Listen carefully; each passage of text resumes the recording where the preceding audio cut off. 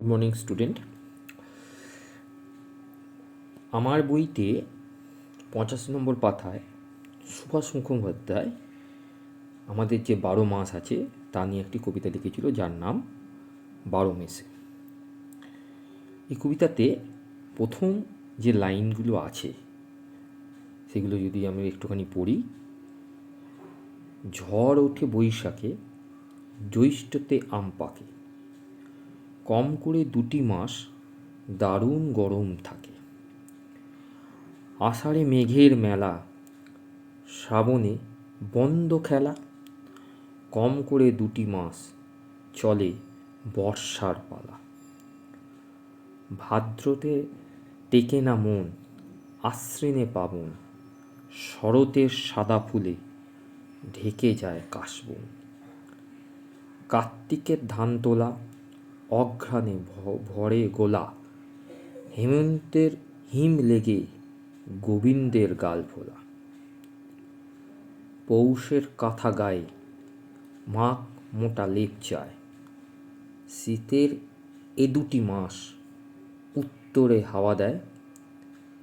ফাল্গুনে ভরে ফাগে, চৈত্রের পরব লাগে, বসন্তের ফুল নিয়ে মধুমাস রাত জাগে। অর্থাৎ এই কবিতার মধ্যে থেকে আমরা যে 12 মাসের যে ছবিগুলো দেখতে পাবো সেই ছবিগুলো তোমাদের সামনে আমি তুলে ধরলাম। এবং বিভিন্ন ছবিতে তোমরা দেখতে পাচ্ছ যে আমাদের যে বৈশাখ জ্যৈষ্ঠ আষাঢ় শ্রাবণ ভাদ্র আশ্বিন কার্তিক অঘ্রাণ পৌষ মাঘ ফাল্গুন চৈত্র, অর্থাৎ এই যে 12 মাসের যে বিভিন্ন ঋতুতে বিভিন্ন মাসের যে বৈশিষ্ট্যটা সেটা তোমরা দেখতে পাবে এবং তোমাদের একটা ধারণা জন্মাবে যে কোন কোন মাসে কীরকম কীরকম হয়।